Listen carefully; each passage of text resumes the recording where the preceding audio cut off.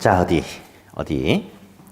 이제 14페이지 이제 임대료 규제라는 게 있는데, 사실 이제 시험엔 너무 이렇게, 그러니까 이제 강의를 하다 보면 약간 이게 강사 입장에서 약간 짜증나요. 왜냐면 전체적으로 설명할 내용이 이만큼인데, 다음 중에 틀린 것을 고르시오 하면 5개 지문 중에 하나 고르는 거잖아요. 근데 설명은 이만큼 하는데, 답은 그냥 여기서 그냥 끝나버리는 게 보통이에요. 그냥 공부 안 한 사람도 맞춰버리는 게, 다음 중에 틀린 거 고르시오 해가지고 2번. 임대료 규제는 균형 임대료보다 높은 선에서 가격을 통제해야 된다. OX. 틀렸죠. 뭐 이렇게 너무 허무하게 이렇게 나오는 경우가 좀 많아. 그럴 때 강의하는 입장에서 제일 민망해. 그럼 학생들이, 아씨, 이 정도면 뭐 이만큼만 배워도 되는데 왜 이만큼 가르쳐 주냐, 뭐 이런 게 좀 있기도 해요. 좀. 자, 어쨌든, 이제 첫 번째, 임대료 규제에 대해서 보자. 당연히 임대료 규제는 균형 가격보다 어떤 선에서 규제를 해야 되겠어요? 낮은 선에서 규제를 해야 되겠죠. 그러면 이제 어디? 제가 수요 공곡선 안 그리고 말로 좀 할게요. 우리 말로 대화를 해보게. 그러면 현재 시장 가격이 100원인데 정부가 야, 저소득층 서민을 위해서 앞으로 80원만 받아! 라고 규제하면 사람들이 좋아해, 싫어해? 사람 에 따라 다르지. 그렇지. 항상 우리 학교는 그런 식이에요. 예. 이자율이 높아지면 좋아해, 싫어해? 그래. 잘하고 있어. 아주 잘하고 있어.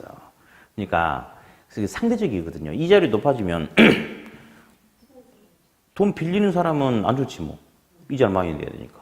근데 저는 국민은행에도 50억 넣어놨거든요. 이자율이 높아지면 좋은 거 아니겠어요, 저는? 예. 자, 그러면 균형 가격보다 낮은 선에서 가격을 통제하면 소비자는 싸니까 좋아하겠죠. 그럼 수요량이 늘어날 거야. 근데 문제는 공급자가 돈이 돼야 안 돼요. 안 되죠. 그럼 공급량이 증가해 감소해요. 감소하죠. 그러면 공급량은 적고 수요량은 많아. 누가 더 많다고요? 수요가. 그러면 초가 뭐라고 할 것 같아요? 저번 주에 살짝 이야기했죠? 초가 수요가 나타난다라고 이렇게 이야기를 해요. 그러면 초가란 말은 많다예요. 그럼 초과 수요는 많다, 수요가 더 많다 이 말이야. 누구보다? 공급보다. 그럼 물건이 남다, 부족하다. 물건이 부족한 상황이 생긴다라고 이렇게 감 잡으면 돼요. 거의 대부분의 오답은 여기서 높은 선에서 가격을 통제한다, 틀렸다. 그럼 당연히 공급량이 줄기 때문에 수요가 더 많기 때문에 초과 수요, 주택 부족이 나타나야 되는데 뭐 초과 공급이 나타난다 이렇게 나와. 그러니까 답은 거의 여기서 이제 결정이 되고. 자, 그러면 요거 가지고 이제 또 한번 이야기해보자. 그러면 임대료를 균형 가격보다 낮은 선에서 통제를 하면 시장에서는 과연 어떤 효과가 나타날 수 있는지 한번 살펴보자. 네. 첫 번째, 공급자 입장에서는 좋아하겠어요, 싫어하겠어요? 싫어하겠죠. 짜증나는 거죠. 그러면 신규 공급을 증가시킬까, 감소시킬까? 감소시키겠죠. 예. 그러면 공급 양도 감소시킬 테고. 다음 또 하나. 주택이 돈이 안 돼요. 근데 임차인이 아저씨 이것도 고쳐주고 저것도 고쳐주세요. 그러면 임대인이 한마디 하겠죠. 너 염장질이냐 그러겠죠. 돈이 안 돼가지고 짜증나 죽겠는데 뭘 유지수선 하겠어. 방치하겠죠. 그럼 방치하면 주택의 질이 좋아져요, 나빠져요? 주택의 질이 나빠지겠죠. 당연한 거죠. 예. 다음 두 번째, 수요자 임차인 입장에서 보자. 성공의 반대가 뭐예요? 실패죠. 여기서 뭔가 실패가 하나 나타날 수 있대요. 자, 볼게요.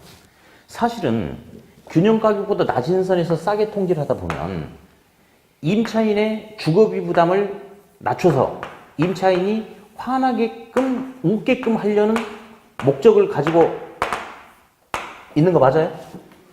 맞죠? 근데 실제로 그렇게 될 수 있는지 한번 살펴볼까요? 외관상 임대료는 싸졌는데 이제 어떤 문제가 생기냐면 주택이 나만 부족해. 주택이 부족한 현상이 생겨버리죠? 그렇죠? 그러면 임차인이 함부로 이사 다닐 수 있어요, 없어요? 직구하기 힘들죠. 그러니까 임차인의 이동이 현저하게 감소하는 현상이 나타나게 됩니다. 또 하나 있어요. 불법적인 암거래 시장이 나타날 때요. 음성적 거래에 의한 이중 가격을 지불해야 되는 그런 문제가 생길 수도 있대요. 무슨 말이냐면 잠깐 들어볼게요. 원래 주택 임대료가 100원인데 정부가 80원 받으라고 통지를 한 거야. 그러니까 공급량은 줄어들고 수요량은 많아가지고 어쨌든 주택이 부족해. 그러면 주택 공급량은 한 80개밖에 안 되는데 주택 수요자는 한 120명이야. 그럼 정부가 공식적으로 허용한 임대료는 80원이죠. 근데 그 80원만 지불해가지고는 주택을 못 구해버리는 상황이 생기는 거예요. 그러니까 집을 구하려고 하는 소비자는 계약서를 2장을 써야 돼. 한 장은 80원, 한 장은 120원 이런 식으로. 예. 그래야지. 그래서 웃돈을 지불해야지만이 주택을 구할 수 있는 그런 상황이 생겨버려요. 주택이 부족하니까. 그러니까 우리가 흔히 말하는 암거래 시장 있죠. 그걸 갖다가 음성적 거래라고 이야기해요. 무슨 거래? 음성적 거래에 의한 무슨 가격? 이중 가격을 지불해야 된다. 이 이중이 뭔지 아시겠죠? 정부가 공식적으로 허용한 임대료 외 추가적인 웃돈을 지불해야지 가능하다. 이런 모습이 나타날 수 있다. 그러면 이 임대료 통제 정책은 사실은 임차인이 화나게끔 웃게끔 하려는 목적으로 했는데 하다 보니까 아무런 대책 없이 하다 보면 임차인 입장에서는 오히려 주택이 부족함에 따라서 이사도 함부로 못 다니고 이중 가격을 지불해야 되는 근심 걱정 주름살이 이렇게 생겨가지고 오히려 임차인의 얼굴이 이렇게 바뀌어버리는 효과가 나타날 수 있겠습니까? 이렇게? 그렇죠? 이게 성공해서 실패했어. 실패했죠. 아까 우리 실패 2개 배웠어. 3개 배웠구나. 시험이 떨어지면 시험 실패 말고 시장 실패도 배웠고 배웠다기보다도 들어봤구나. 사실은 시장 실패, 정부 실패를 들어봤는데 무슨 실패 나타난 거죠? 무슨 실패일까? 시장 실패, 정부 실패. 이건 정부 실패예요. 왜냐하면 시장 실패란 것은 시장 스스로가 뭔가 제 기능을 못해서 문제가 생기는 게 시장 실패고 요거는 지금 시장 스스로의 문제 생긴 게 아니고 정부가 잘해보려고 개입했는데 문제 생겼죠. 그러니까 이것은 정부의 정책이 실패한 거예요. 그래서 정책 실패 또는 무슨 실패를 한다? 정부 실패다라고 이렇게 이야기를 한다는 거. 이렇게. 자, 여기서 다시 지금은 들어보는 거예요. 들어보는 거. 균형 가격도 어떤 선에서 가격을 통제한다? 낮은 선에서. 하다 보면 초과 수요에 의해서 주택이 부족하죠. 그렇죠? 그럼 공급자는 당연히 낮은 선에서 통제하니까 돈이 돼, 안 돼? 안 되죠? 당연히 공급을 증가시킨다, 감소시킨다? 감소시킨다. 다음, 주택이 부족하다 보니까 임차인들은 이사를 함부로 다닐 수 있다, 없다? 없다. 요 정도 개념만 가볍게 들으세요. 그리고 진짜 중요한 것은 임대료 통제는 균형 가격보다 무슨 선? 낮은 선. 낮은 선에서 통제를 한다. 그럼 주택이 많아진다, 부족해진다를 갖다가 초과 수요가 나타난다. 그렇게만 잠깐 들어주면 됩니다.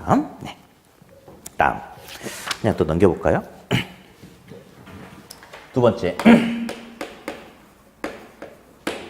자, 이제 임대료 보조 파트가 있는데, 임대료 보조에서 이제 오답이 나오는 부분이 하나 있어서 이제 한번 해볼 텐데요.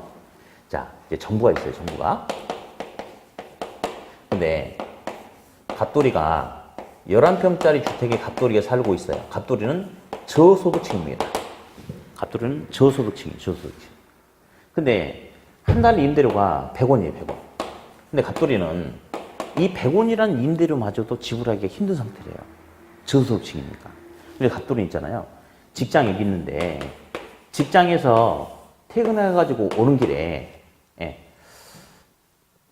분식점에 있는 3대 메뉴가 뭐죠? 김, 떡, 순, 모르세요? 몰라요? 그래요. 표준, 난 깜짝 놀랐네. 이 정도 알고 와야지, 공부하더라도.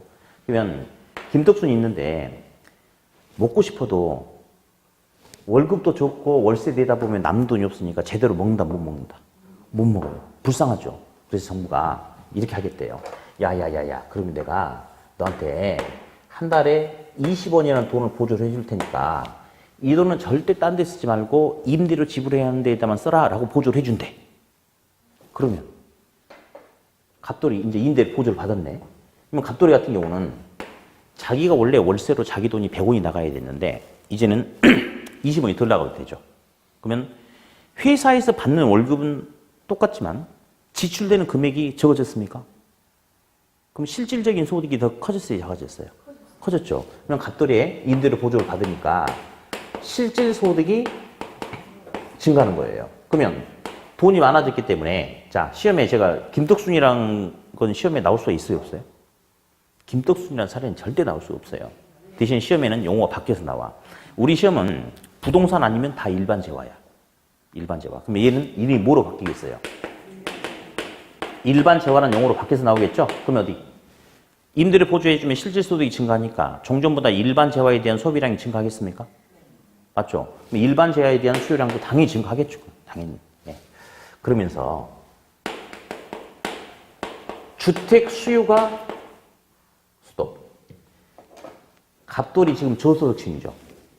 정부로부터 임대를 보조받았죠. 그러면 정부가 임대를 보조를 해주고 정부로부터 임대를 보조를 받는다는 것은 자기 스스로 혼자 살아갈 능력이 부족하니까 보조받는 거 아닌가요? 그러면 이 사람은 고가주택에 살겠어요? 저가주택 지역에 살겠어요? 당연히 아무런 말이 없더라도 얘는 저가주택 지역에 거주하고 있습니다. 자, 이제 여기서 이제 조심해야 돼요. 따라서 하세요. 우리 시험은 그래. 우리 시험에서는 개천에서 욕난다 이런 거 없습니다. 한 번 저소득층은 영원한 저소득층이다. 시작.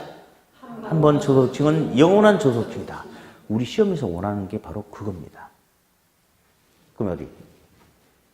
갑돌이한테 정부가 임대를 보조를 해주면 실질 소득이 증가함에 따라서 갑돌이는 현재 살고 있는 저가주택에 대한 수요가 증가하겠어요? 감소하겠어요? 증가합니다. 여기서 오답이 나와요. 한번 들어보자고. 그러니까 처음에 공부하면 이제 오이씨 그럴 텐데 제 말 잘 들어보라고요. 아까 제가 뭐라고 그랬어요? 한 번 저소득층은 영원한 저소득층이다. 우리 시험에서는 그런다니까. 볼래요? 갑돌이가 여기 11평짜리 주택에 살고 있어요. 여긴 저가주택 지역이야.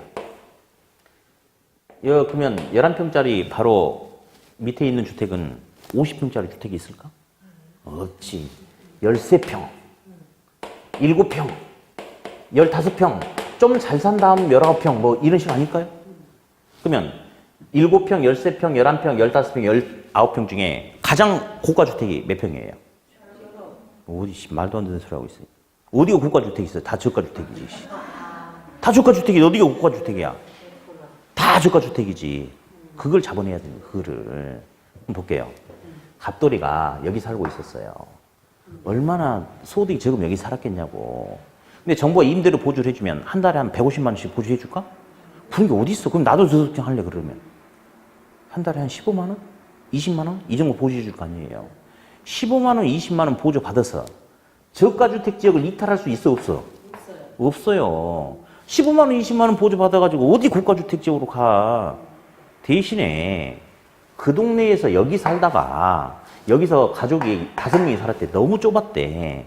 근데 정부가 임대를 보조를 해주니까 옥탑방을 하나 더 얻어가지고 큰아들, 둘째 아들은 거기서 공부하고 자고 밤만 밑에 내려와서 먹게끔 할 수도 있어요. 그러면 결국 이 지역 내에서 종전보다 양적 소비량을 증가시킬 수도 있고 다시 11평짜리 주택에 살다가 너무 좁았는데 정부가 임대를 보조를 해주면 13평짜리, 15평짜리 주택으로 이사 갈 수도 있어요.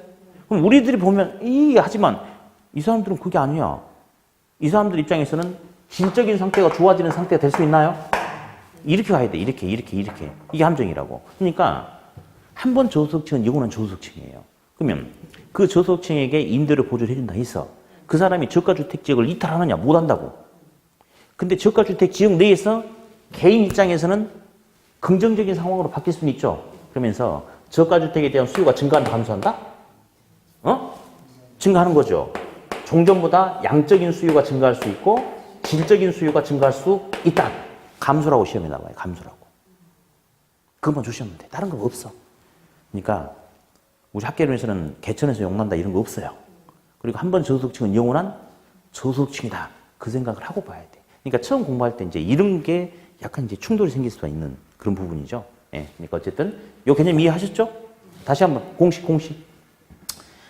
임대료 보조를 해주면 실질 소득이 증가함에 따라서 어쨌든 종전보다 김떡순에 대한 수요도 늘어날 수 있고 저가주택에 대한 수요가 증가한다, 감소한다? 증가한다. 종전보다는 양적으로, 질적으로 수요가 증가할 수 있다. 이렇게만 잠깐 잡아놓으시면 됩니다. 다음. 그 밑에 이제 3번에 보니까 공공임대주택 공급이 있는데 아까 이제 잠깐 설명을 했어요. 사실 본문 내용 가지고는 별로 시험이 잘 안 나와요. 예. 공공임대주택은 거기 그림 보니까 레미안이라고 써놨죠. 삼성. 예. 근데 이 시험에는 이런 레미안이라는 사례가 나올 수 있나요, 없나요? 절대 나와서는 안 되는 거죠. 예. 회사 뭐 광고해 줄 일 있어? 그래서 이제 사적 임대주택 시장은 임대료가 100원이래요. 근데 LH는 임대료 얼마래요? 70원이래요. 그러면 공공임대주택 LH에 들어가서 사는 사람은 사적 시장보다 30원 싸게 살고 있죠. 그러면 여기 그러면 공적 시장과 사적 시장 사이에 서로 다른 가격 체계가 나타납니까? 이를 갖다가 이중 가격 체계가 나타난다. 그렇게 이야기를 해요. 맞죠? 맞죠? 그리고 하나 더 있어요. LH에 들어가서 사는 사람은 70원만 내고 살아. 그럼 정부가 임대료 보조를 직접 해주진 않았지만 사적 시장보다 30원 싸게 살고 있으니까 이 30원만큼 정부로부터 임대료를 보조받는 것 같은 그런 효과를 누릴 수도 있나요? 그렇죠. 예, 그 정도. 근데 이 내용보다는 시험에 공공임대주택 공급이 훨씬 더 많이 나오는 게 뭐냐면 여기는 없어요 지금. 근데 나중에 우리가 이제 기본서 가지고 수업할 때 직접 개입, 간접 개입이란 말이 나와. 정부의 직접 개입, 간접 개입. 자, 시장에는 수요 공급이 있거든요. 근데 정부가 직접 수요자 또는 공급자 역할을 적극적으로 담당하는 것을 직접 개입이라고 하고, 수요 공급에 영향을 끼칠 의도로 뭐 세금이라든지 금융이라든지 이런 간접적인 보조적인 수단을 이용하는 게 간접 개입이라고 이야기해요. 한번 찍어볼래요? 이자율을 높인다. 무슨 개입? 간접 개입. 취득세. 간접 개입이죠. 그죠? 토지 수용. 아, 참. 수용을, 잠깐 모르는 학생도 있을지 모르겠다. 토지 수용은 LH라든지 뭐 공공사업자, 정부 뭐 이런 데서 공익을 위해서 보상해주고 강제적으로 뺏어오는 거야. 그러니까 어쨌든 돈 주고 사는 거죠. 돈 주고 사는 거죠. 수용은 직접 개입, 간접 개입. 직접 개입이겠죠. 수요자 역할을 하는 거니까. 예. 자, 공공임대주택 공급은 정부의 직접 개입일까요? 간접 개입일까요? 직접 개입이죠. 그게 시험에 아주 많이 나오는 지문이에요. 보세요. LH 같은 공공이 주택을 공급해서 세를 내주겠다는 거야. 그러니까 공공이 공급자 역할을 하는 거죠. 그 무슨 개입? 직접 개입. 그래서 오히려 이 임대료 보조 파트에서 공공임대주택 공급 파트는 여기 본문에 있는 내용이 중요한 게 아니고 공공임대주택 공급은 정부의 직접 개입에 속하느냐 간접 개입에 속하느냐 그거 물어보는 게 일반적이다. 일반적이다. 이렇게. 자, 넘기셔가지고 이제 부동산 세금이 있어요. 세금이 있는데 예. 이제 조세라고 얘기해. 조세. 예. 근데 이제 어디 세법 지금 수업 한번 하셨는가 모르겠다. 아, 그러면 공시법을 하셨나요? 아, 그러구나. 이제 세법하고 공시법은 격주로 이렇게 진행이 되니까 이제 다음 주, 그러니까 이번 주구나. 이번 주 여러분들 보면 이제 세법 수업을 하시겠네. 예. 근데 이 우리 공부를 하다 보면 모든 과목이 사실은 우리 실생활에서 다 도움이 되긴 돼요. 근데 세법이 문제가 몇 문제가 나오냐면 제가 저번 주에 잠깐 이야기했네. 공시세법이 한 과목으로 취급하거든요. 근데 사실은 그 그러니까 등기라든 부분, 지적 관련되는 거, 지목 관련되는 게 공시법이고, 그다음에 세법이 당연히 세법인데, 이건 성격이 완전히 다르거든요. 근데 묶어서 이제 한 과목을 취급해. 그래서 이제 40문제가 나오는데, 그 중에 세법이 16문제예요. 사실은, 세법을 열심히 해놓으면 나중에 이제 뭘 하더라도 좀 이렇게 도움이 되는 측면이 좀 굉장히 큰 것 같아요. 예. 근데 이제 세법 시간에 막 이렇게 교수님이 그럴 거예요.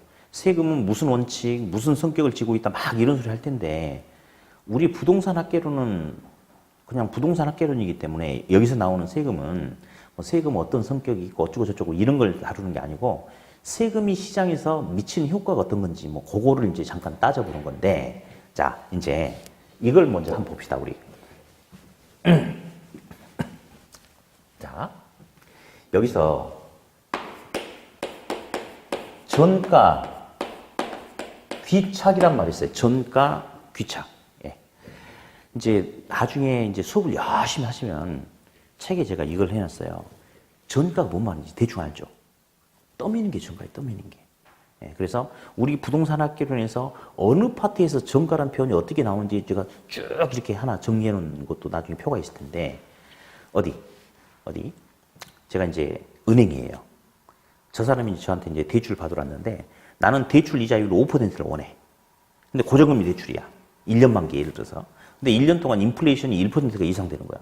은행 입장에서는 당연히 5%의 실질적인 이자 수입 외에 예상되는 인플레만큼 플러스 알파 시켜서 금리를 6%로 올리는 거죠. 그러면 결국은 예상되는 인플레만큼을 차입자에게 전가시키는 거 맞습니까? 맞죠? 임대인도 마찬가지예요. 나는 임대 수익률을 8% 원하거든요. 근데 임대차 계약을 한번 맺으면 중간에 못 바꾸니까 예상 인플레이션율이 2%가 이상이 되는 거야. 당연히 내가 원하는 게 8%지만 예상 인플레만큼을 어떻게 플러스 시켜서 임대 수익률을 10을 잡습니까? 그러면 결국은 예상 인플레이율을 임차인에게 전가시키는 거 맞죠? 예. 다음. 내가 이제 부동산 이제 임대사업자예요. 근데 내 건물에서 임대료가 꾸준하게 나와야 나는 먹고 사는 거죠. 불이 나버릴 수도 있죠. 그럼 화재보험에 가입할 수도 있겠습니까? 그럴 수 있겠죠. 그럼 화재보험에 가입한다는 것은 결국은 화재가 발생했을 경우에 나타날 수 있는 물적 피해액을 보험회사에 전가시키는 거 맞아요? 그렇죠? 그런 것들이 군데군데 다 있어요. 그래서 나중에 총정리하는 게 있어. 어쨌든 떠미는 게 뭐다? 떠미는 게 전가다. 우리 뭐 책임을 전가한다 뭐 이런 소리 있지 않습니까? 떠미는 것을 전가다라고 그렇게 하는 거고, 본인이 최종적으로 부담하는 것을 귀착이라고 이야기해요. 떠미는 게 전가, 본인이 부담하는 게 귀착, 이렇게 이야기를 해요. 자, 그러면 요거 한번 볼까요? 요 주택이 있는데, 이 주택 임대료가 100원이에요. 그러면 임대인이라는 사람도 있고 임차인이라는 사람도 있거든요. 그러면 주택 임대료가 100원이기 때문에 임대인은 임차인으로부터 100원을 받는 사람이에요. 임차인은 임대인에게 100원을 지불하는 사람이에요. 네, 지불하는 사람이에요. 근데 정부가 세금을 30원의 세금을 부과한대요. 그러면 이 30원의 세금을 부과한다는 것은, 잠깐만, 저 주택의 소유권자는 누구죠, 지금? 임대인이죠. 그러면 재산세 이런 것은 등기부상 소유권자에게 날아가겠죠. 그죠? 그러면 임대인한테 30원 내라고 그랬는데, 임대인 이 녀석이 30원을 다 지불하는 게 아니고, 자기가 20원만 지불하고, 임차인에게 10원을 떠넘겼대요. 그럼 임차인도 10원을 내라, 이 말이죠? 그렇죠?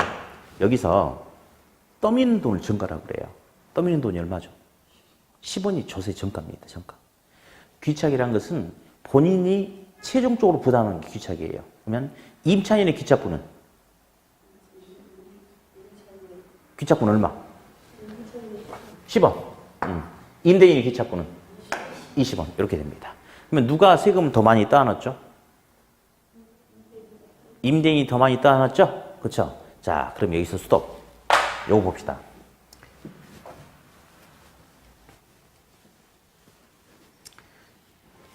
저는 이제 강의도 이제 시험에서 원하는 방향대로만 강의를 하거든요. 그래서 막 이렇게 복잡하게 그래프 그리는 거 싫어해요. 이제 잘 들어보세요. 탄력적, 비탄력적이란 말이 있어요. 우리 수요 하나만 갖고 이야기할게요. 수요 하나만. 선택할 수 있는 대체제가 다양하고 많으면 수요가 탄력적이고, 선택할 수 있는 대체제가 제한되면 수요가 비탄력적이다. 그렇게 이야기하거든요. 예. 그러면 어디? 내가 이제 6층짜리 임대용 부동산을 가지고 있어요. 근데 여기 반지하 1층에 갑돌이 살고 있는데 보증금 200에 월 12만 원씩 내고 살고 있습니다. 6층 전체는 을돌이 살고 있는데 보증금 4억에 월 700만 원씩 내고 살고 있어요.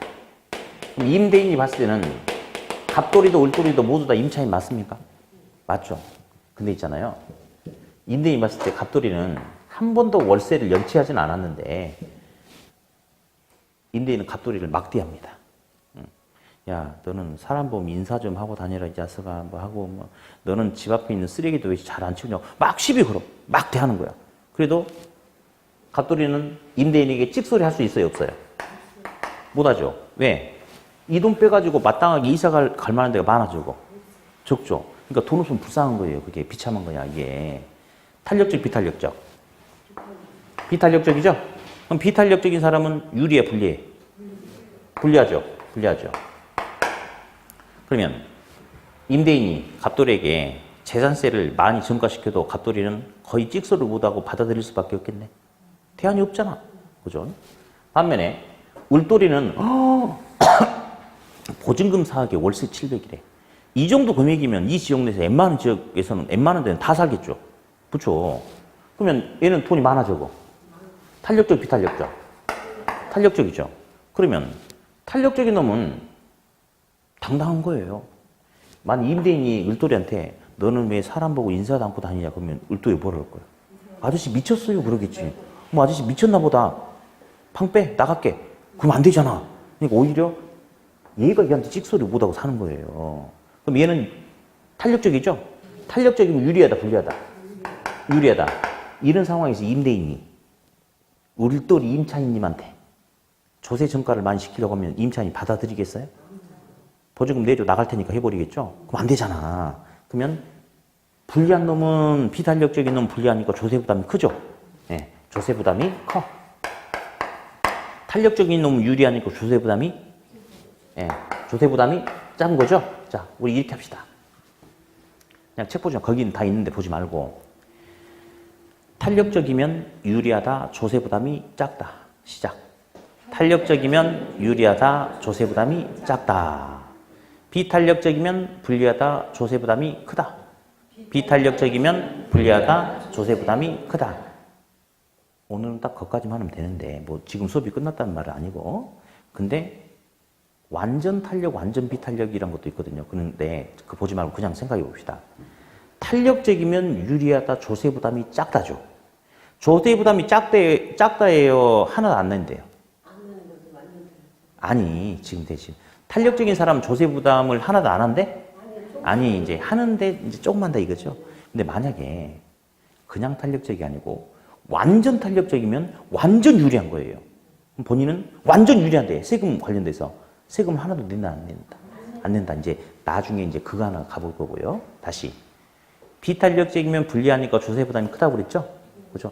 조세 부담을 다 한답니까? 비탄력적이면? 아니, 이제 조세를 더 많이 부담한다 이거지. 다 내는 건 아니야. 근데 완전 비탄력적이면 완전 불리한 거예요. 그럼 그때는 조세를 전부 다 뜯는다라고 다음에 할 거고. 다시 정리합니다. 탄력적이면 유리하다, 조세 부담이 작다. 비탄력적이면 불리하다, 조세 부담이 크다. 그렇게만. 그렇게만. 예. 이렇게 그래서 설명할까요? 막 이렇게 하고 막 그려줄까? 싫죠? 예, 저도 싫어요. 예, 싫어요. 자, 그럼 어디 봅시다. 정부가 세금을 30원을 부과를 했어요. 근데 임대인이 20원을 떠안고 임차인이 10원을 떠안는 거야. 어디 정부가 세금 30원을 부과하면 임대인이 임차인한테 얼마를 떠넘기고 싶어 할까요? 30원 중에. 다 떠넘기고 싶겠지, 사실은. 근데 이제, 그치. 근데 상황에 따라서 그럴 수 없는 상황이 있을 수 있겠죠. 그럼 어디? 여기 보니까 상대적으로 임대인하고 임차인하고 상대적으로 누가 더 탄력적일 것 같아? 다시 해. 이게 화내는 건 아니고요. 그냥 다시 한 번요. 탄력적인 놈은 유리하다, 조세 부담이 작다. 비탄력적인 사람은 불리하다, 조세 부담이 크다. 자, 둘 중에 누가 더 탄력적이에요? 임대인하고 임차인하고. 그치. 임차인이 세금 덜 냈잖아. 임대인이 많이 내잖아. 그 둘 사이의 관계에서 상대적으로 임대인이 좀 불리하니까 더 많이 내는 거야. 그러니까 임대인이 비탄력적, 임차인이 탄력적이니까 이런 상황이 된 거예요. 왜 아까 한 번에 알아듣지 못하고 칠판 한번 때리니까 알아들을까?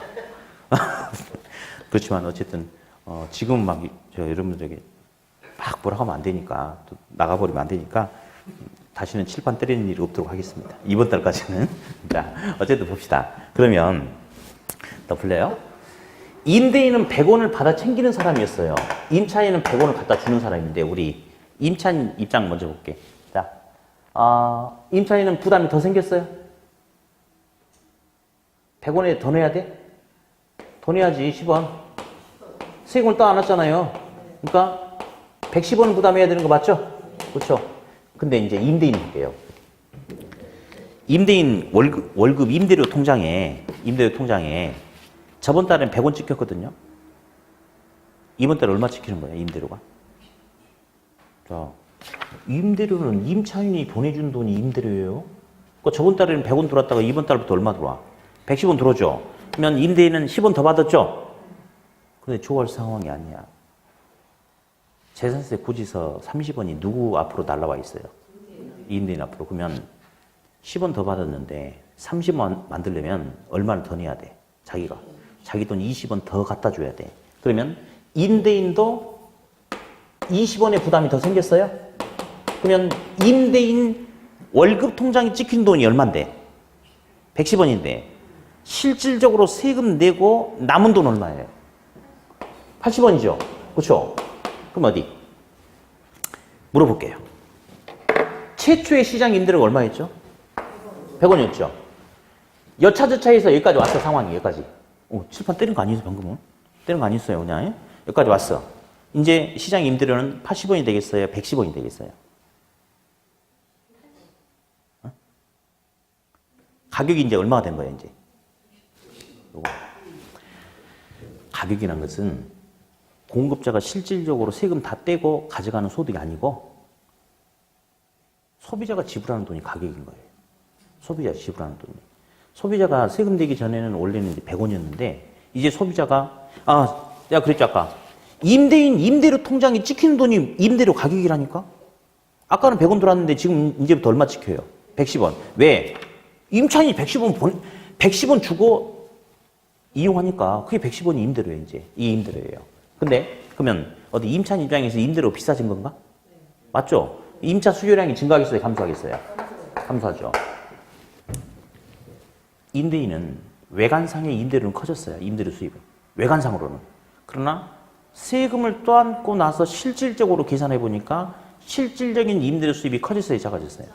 작아졌죠. 그럼 공급자도 돈이 돼, 안 돼? 안 되네? 수요 감소, 공급 감소, 거래 감소가 나타나겠습니까? 그렇죠? 이렇게 하면 또 어떤 유행하는 용어가 있다고 그랬는데 아까? 정부가 해서 이래저래 해서 무조건 좀이라도 불편함이 생기고 문제가 생기면 무슨 손실? 그래요. 사회적 후생 손실이 나타난다. 이렇게 이야기해.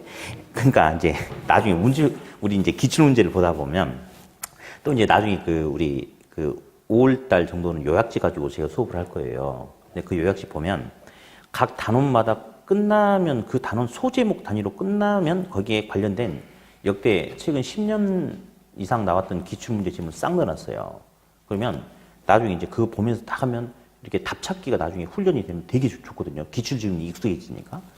거기 보면 뭐 정부가 개입해서 요만큼이라도 뭐 이렇게 불편함이 있고 뭐 문제 있고 뭐 하잖아요. 그러면 무조건 후생 손실이야. 무조건 후생 손실. 무슨 손실?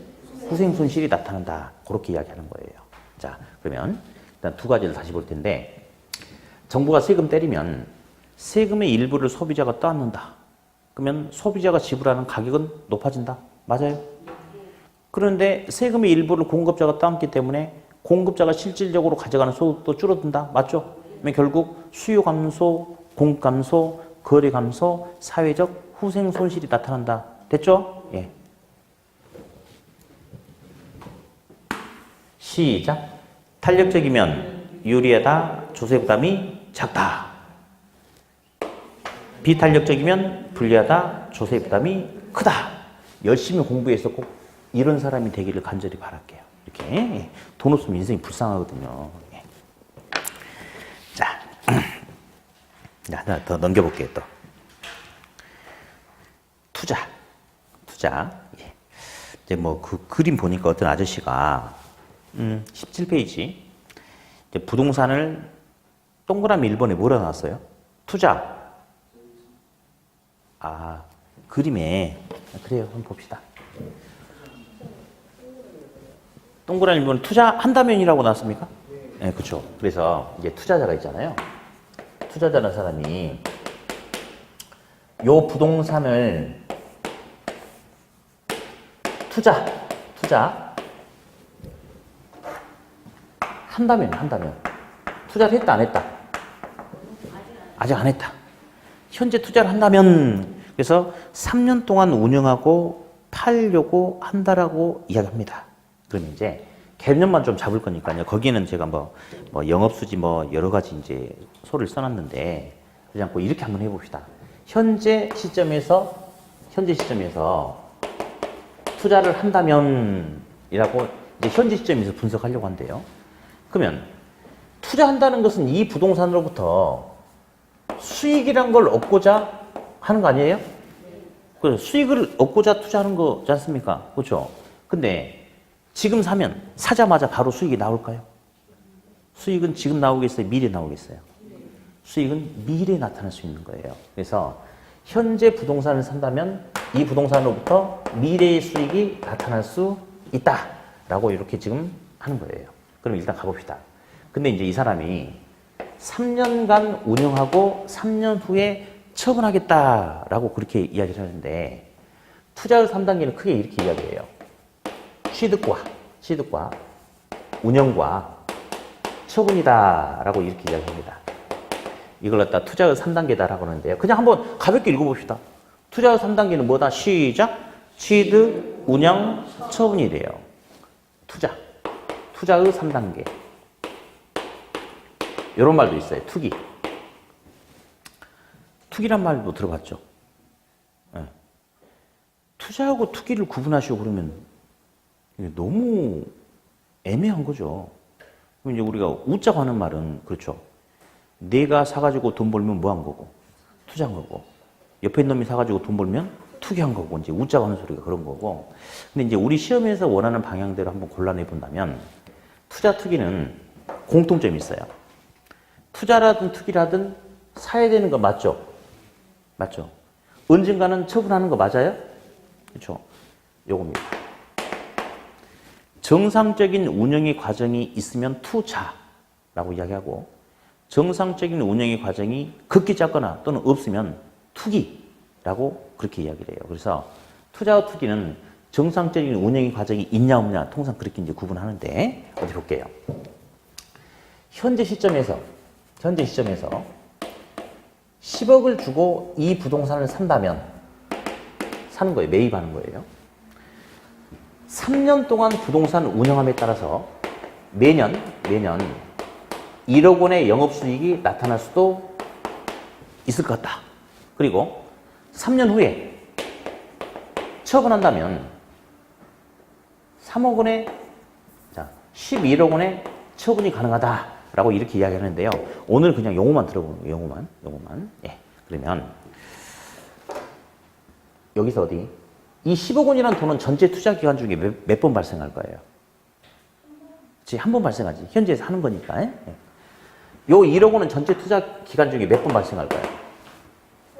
그렇지. 3번 발생하죠. 요 11억 원은 처분하면 들어온 돈이거든요. 몇 번 발생하죠? 한 번 발생합니다. 그러면서 요 1억 원을 영업하면서 발생하는 수익과 지출, 영업수지다라고 그렇게 이야기합니다. 영업수지. 다음, 이 11억 원은 뭐라 불러주냐면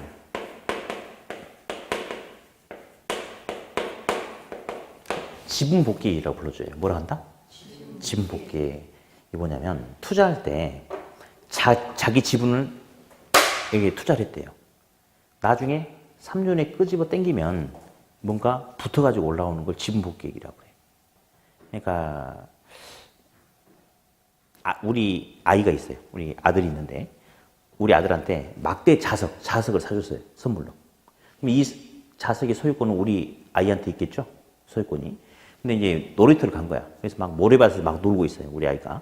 막 이렇게 모래밭에서 자석을 집어넣었어. 근데 제가 이제 집에 가자 했더니 얘가 아빠 알았어요 하면서 모래밭에 집어넣은 자기 소유권이 있는 자기 자석을 끄집어내면 맨 처음에 집어넣을 때는 그냥 이 상태였죠. 근데 끄집어내면 뭐가 달라붙어?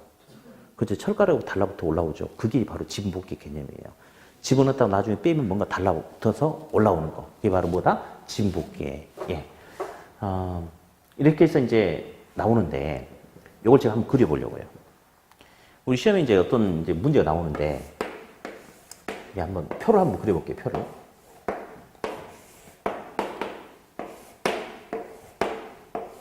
몇 칸 나왔어요? 4칸 나왔죠?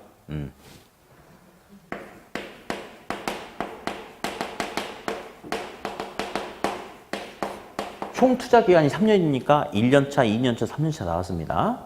근데 시험에 0년도 나와요, 0년. 1년 후, 2년, 3년 후, 0년 후. 0년 후가 언제일까? 0년이? 현재를 시험에서 0년이라고 써준 거예요. 자, 1분 후는 1분이 지난 다음이죠? 0분 후 문제야. 지금이야. 그래서, 예, 현재를 갖다 시험에서는 0년 후라고 주기도 합니다. 예, 됐어요. 그러면, 요 금액 좀 써볼까? 여기는 현재 10억 주고 샀죠? 그럼 얼마라고 표에 나올 것 같아? 아니야. 아니. 10억인데 그냥 10억이 아니에요. 그렇지. 우리 지금 장부 정리하는 거거든. 플러스 마이너스 있어야 될 거 아니에요. 그럼 현재 10억 주고 사는 거지 않습니까? 내 주머니에서 10억이 나가는 거죠? 그러니까 마이너스 붙는 거예요. 이해됐죠? 그러니까 현재 10억 주고 샀으니까 돈이 빨리 나갔잖아. 자, 1년차 때 얼마? 아니, 이건 있잖아. 누적시키는 게 아니고 그때만 따지는 거야. 사가지고 1년차 얼마? 1억이 들어오죠? 그렇죠. 2년차 때 얼마? 1억. 자, 스톱. 3년차 때는 갑자기 금액이 12억으로 커집니다. 요거 개념만 딱 잡아내면 문제 푸는데 아무 지장이 없거든. 자, 잠깐만. 현재 10억이 나가는 거 이해됐죠? 3년 동안 운영하면서 매년 1억이 나온다고 했으니까 1년차 때 1억, 2년차 때 1억, 맞죠? 근데 갑자기 여기는 금액이 확 커졌네? 그렇지. 3년차가 된 해에는 이 3년차 1년 동안 1억 버는 거 맞죠? 거기다가 3년차 때는 부동산 처분하면 처분소득도 들어오죠. 처분소득이 얼마예요? 11억이죠. 합치니까 12억이 되겠습니까? 그렇죠? 나중에 이런 개념을 잡아내야 돼요. 이런 개념. 그러니까 이렇게 보면 이게 공부를 그러니까 여러분들이 잘 하신 것 같아. 시기도 되게 중요해요. 그러니까 이제 1월 이거 동영상 찍히면 안 되는데 사실 1월 달에 온 학생하고 11월 달에 온 학생은 나중에 성적 차이가 안 날 수도 있겠죠. 열심히 안 하면. 근데 정상적으로 하면 나중에 차이가 많이 나고요. 그러니까 이제 먼저 와서 이렇게 공부를 하면서 이런 과목을 먼저 한번 살짝 맛을 보고 1월 달 가서 수업 시작하는 것 같고 1월 달에 처음 온 학생들은 상태가 어떤 상태일까요? 지금 여러분 상태가 똑같지 뭐. 그쵸? 지금 여러분 이 상태가 내년 1월에 공부하는 사람 상태하고 똑같은 상태인 거야. 근데 여러분들은 올해 지금 벌써 이제 몇 주 먼저 시작했잖아요. 그리고 나서 1월 달 가면 그때 처음 시작하신 학생들보다 훨씬 낫겠죠. 그래서 어쨌든 이런 감을 좀 잡아둘 필요가 있겠고. 다음. 이제 또 한번 따져봐야 될 게 있어요. 우리가 배우는 투자이론은 부동산을 샀다가 아니고 현재 시점에서 부동산을 산다면이거든요. 산다면. 아직 안 샀어요. 산다면이래요. 근데 이제 중요한 사실은 투자 분석하고자 하는 시점이 언제예요? 현재예요.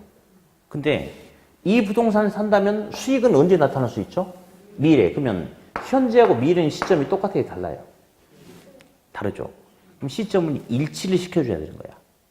일치. 그러면 투자 분석하고자 하는 시점이 언제냐면 현재 시점에서 이런 거냐 저런 거냐 투자를 해도 될 거냐 안 될 거냐 따져보는 거거든요. 그러니까 투자 분석 시점 자체가 언제다? 현재다. 그러면 미래에 예상되는 수익을 현재 가치로 할인해서 분석을 해야 돼요. 예. 미래에 예상되는 가치를 현재 가치로 할인해서 분석해야 돼요. 할인해서. 예. 그러면 할인된 값은 언제 시점에 값이 되는 거죠? 현재 시점에 가치가 되는 겁니다. 그래서 줄여서 앞으로 뭐라고 할 거냐면요. 현가라고 할 거예요. 현가. 자, 다시. 우리가 이제 투자 이론 하는데 투자 이론에서 분석 시점이 현재이기 때문에 미래에 예상되는 수익을 현재 시점에서 할인해서 분석한다고 그랬죠? 그러면 할인된 값은 무슨 가치가 되는 거예요? 현재 가치가 되는 건데 줄여서 뭐라 한다? 현가. 그래서 거의 매번 나오는 문제가 있는데 할인율을 고려했느냐 안 했느냐 이건 이제 매번 나온다고 보시면 되는데 앞으로 현재 가치란 표현이 나오면 뭐 했으니까? 할인했으니까 현재 가치가 되는 것이다 라고 그렇게 잡아주면 돼요. 그러면 안 배웠지만 답을 찍어줘야 돼. 우리 시험에 한 번도 안 빠지고 나오는 거 용어 몇 개 쓰고 파생된 용어 좀 써볼게요.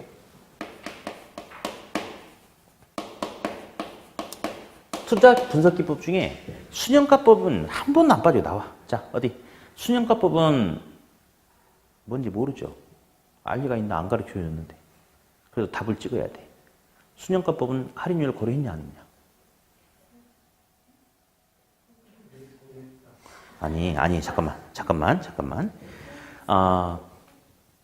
이제 원래 순현가법은 이런 겁니다라고 설명을 해주고 물어봐야 되는데 지금 설명 안 했어요. 왜냐면 여기서 답 찍는 그냥 오늘은 제대로 배우자 이게 아니고 답을 찍는 요령을 한번 들어보자 이거거든. 자, 현재 가치 줄임말이 뭐라고 그랬어요? 형, 나 지금 땀나고 있어 지금. 땀나. 현재 가치 줄임말이 현가죠? 그렇죠? 그러면 현가란 말이 나온다는 것은 뭐 했으니까 현가란 말이 나오냐고. 할인했으니까. 그래요. 목소리 높아지게끔 하지 말고. 자, 순현가법은 할인율 고려했어요, 안 했어요? 했어요. 왜? 뭔지 몰라도 현가란 말이 있잖아요. 할인한 거지. 또 밥 먹듯이 나오는 거자.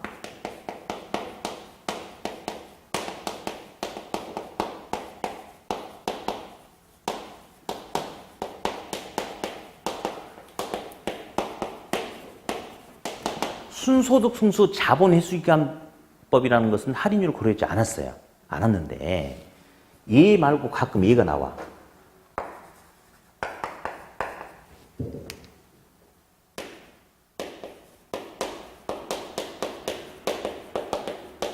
얘 아니면 얘 무조건 나오거든요.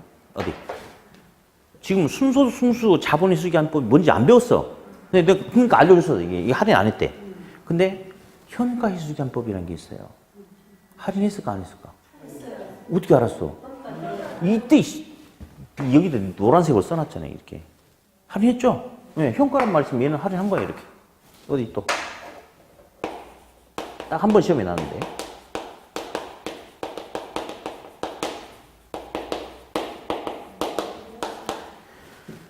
뭔지는 몰라도 돼. 이게 뭔지 물어보지도 않아. 할인했냐 안 했냐? 어떻게 알았어? 그래, 이렇게 그렇게 하면 돼요. 이제 뭔가 좀 돌아왔어요. 이제. 그래서 다시 투자 이론은 현재 시점에서 부동산을 산다면 수익은 미래에 나타날 수 있다. 근데 현재하고 미래의 시점이 다르니까 투자 분석하고자 하는 현재 시점에 맞춰서 할인해서 분석한다. 그러면 할인된 값은 무슨 가치가 된다? 현재 가치가 된다. 현재 가치를 줄여서 다른 말로 뭐라고도 하냐면 현가라고도 한다. 그러면 어떤 용어에 현가란 말이 붙으면 무조건 할인됐다, 안 됐다? 할인됐다. 그렇게 찍어주면 된다. 그렇게 해서 정리를 하시고. 자, 이제 투자 이론에 대한 기본적인 개요를 잠깐 봤고요. 그 다음에 이제 용어 하나만 보고 오늘 수업 마칠 거예요. A란 부동산에 투자하게 된다면, 이 A란 부동산에 투자한다면요. 100원을 주고 사는데 A란 부동산에서 20원의 수익이 예상된대요. 그러면 수익과 수익률이란 말이 있는데 개념은 똑같은데 표현하는 게 좀 달라. 그러면 예상 수익은 얼마죠? 얼마? 수익은? 그럼 못 들었어? 그럼 요거 보면 돼. 자, 100원 주고 사는데 20원을 벌 수 있을 것 같아. 그럼 예상 수익은 얼마? 그렇죠. 수익은 20원이에요. 수익이란 것은 그냥 투자해서 손에 쥐는 이익, 돈의 크기를 말하는 거예요. 수익률은 몇 %죠? 20. 그렇지, 20%. 수익률은 그러니까 둘이 똑같은 개념이지. 사실은 똑같은 개념인데 수익은 버는 돈의 크기, 금액을 말하는 거고 수익률은 투자했던 돈 대비 발생하는 수익의 퍼센트 비율을 가지고 이야기하는 거예요. 그러니까 수익과 수익률은 똑같은 개념인데 금액으로 표시해 주는 건 뭐고? 수익이고 투입되는 자금 대비 발생하는 수익의 퍼센트 비율로 따지는 것은 뭐고? 수익률이다. 네, 그래서 그렇게 개념 정도만 잡아놓으시기 바라요. 네. 자, 어쨌든 오늘은 여기까지만 진행하고 마무리를 할 거고 집에 가서 또 오늘 배웠던 거 복습 열심히 한번 해봐야 되겠죠? 하지 마. 복습도 있잖아요. 진짜 중요한 게. 진짜 복습이 중요하거든. 근데 자기가 어느 정도 기본 개념이 어느 정도 다져진 상태에서 복습하면 그게 좋아요. 근데 있잖아요.